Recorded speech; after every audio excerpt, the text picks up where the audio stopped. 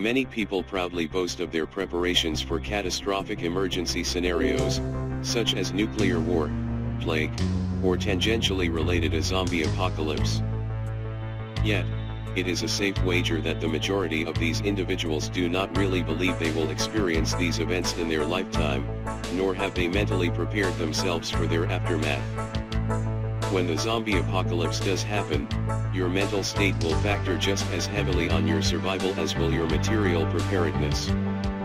By keeping a bug-out bag handy for every member of your family, you not only have room to pack clothing and accessories for every individual, but you also increase your carrying capacity for basic survival gear, and increase your chance to survive zombie apocalypse. Redundancy is important to mitigate the effects of forgotten bags, as storing several of the most critical items, knives, medical supplies, fire starters, water purifiers, flashlights, weapons, and much more, in multiple packs ensures that you will not lose access to these supplies if one or two zombie survival packs are left behind, or their wearer is brought down by the enemy. Day 1. This day will be pure entropy.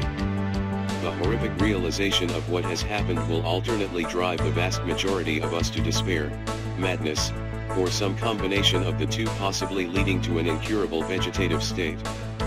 All-out war against an enemy that has risen from death for purely cannibalistic purposes will strain the resolve of all but the hardiest Americans.